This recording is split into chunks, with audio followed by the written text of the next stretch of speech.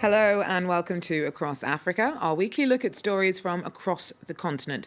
Coming up in the show, victims of South Sudan's war bear psychological scars as deep as some of the physical trauma they've lived through. Our correspondent speaks to some about their struggle to overcome memories of horror.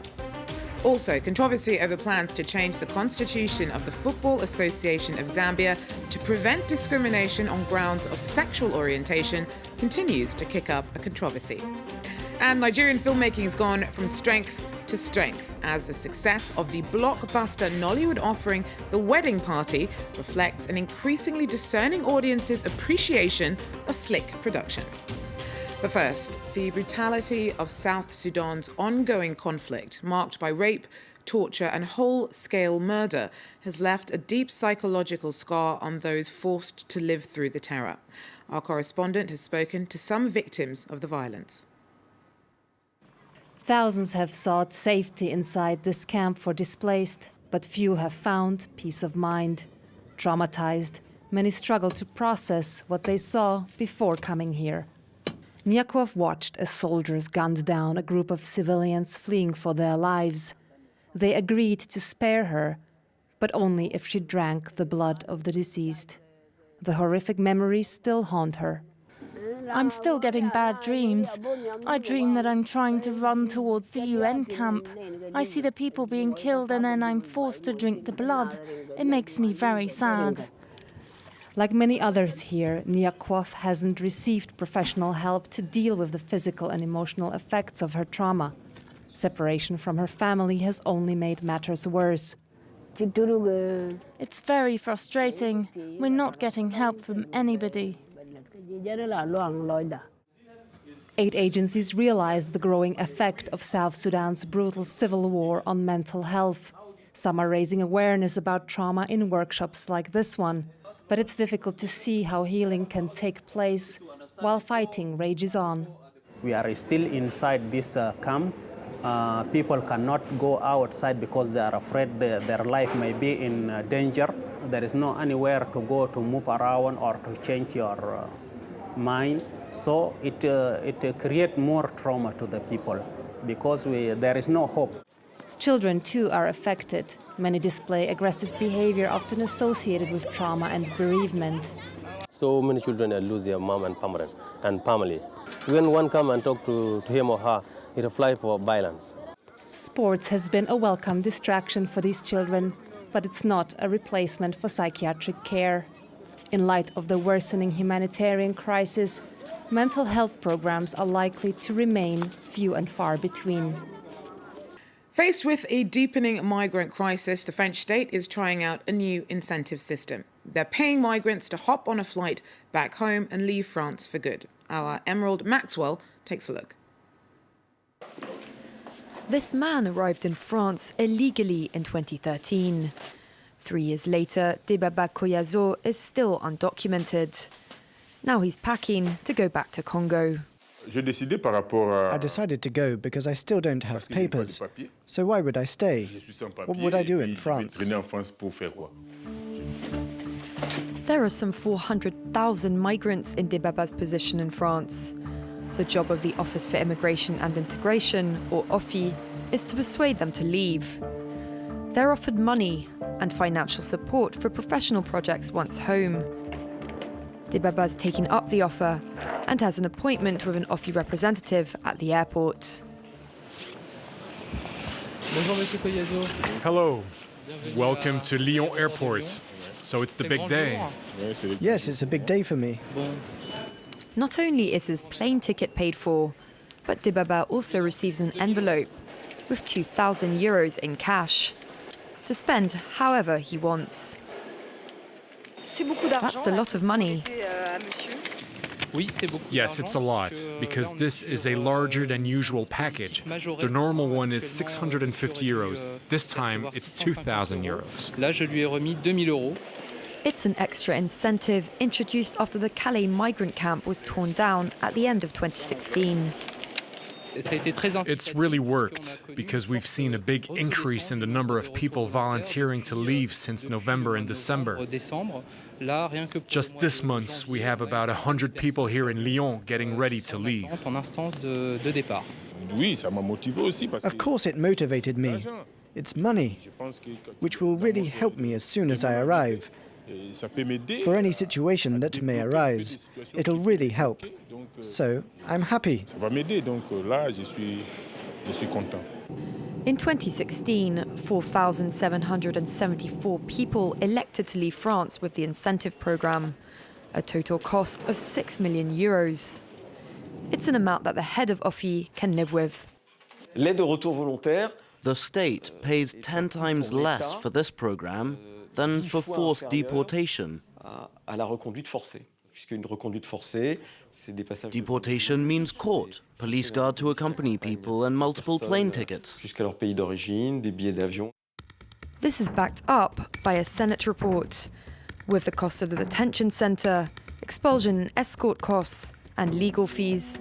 Deporting someone adds up to a total of €19,800. In the case of a voluntary return, travel costs plus the incentives programme and professional grant comes to between $2,000 and $5,000 per migrant. Now, Ghana's new president said that he inherited an ailing economy. Nana Akufo-Addo faces a Herculean task in turning the country's finances around and delivering on his campaign promises.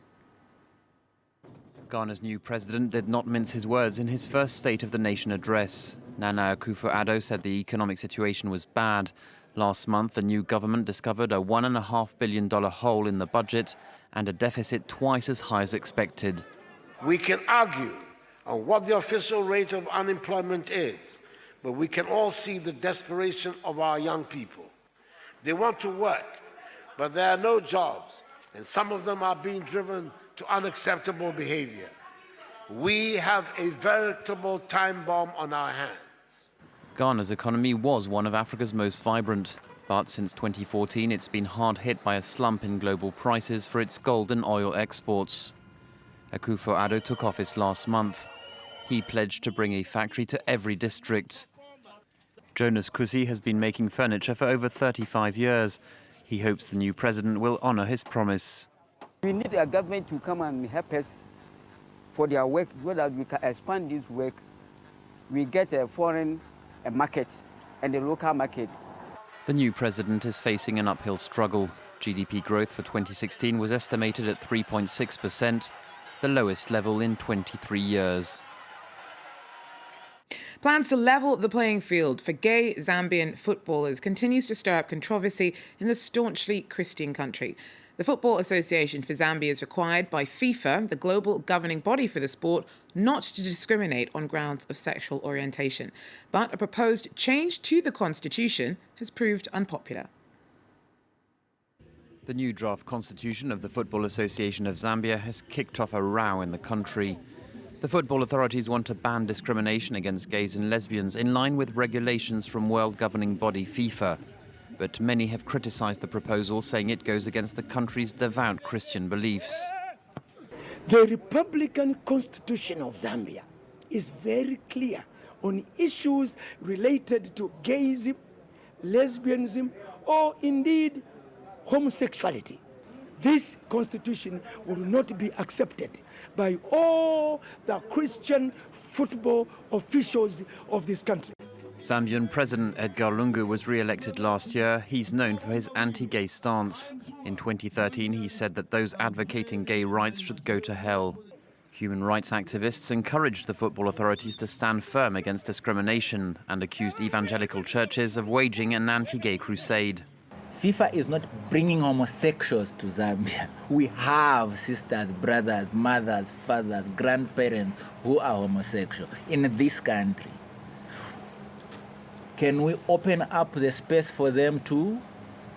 According to Amnesty International, Zambia is one of 35 African countries where homosexuality is illegal.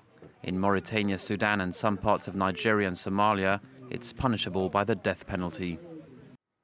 And finally, a look at a bridal bonanza like no other. The monumental success of the Nollywood film, The Wedding Party, is a sign of the growing strength of the bond between Nigerian cinemagoers and the multi-billion naira Nollywood industry that's upping its game like never before.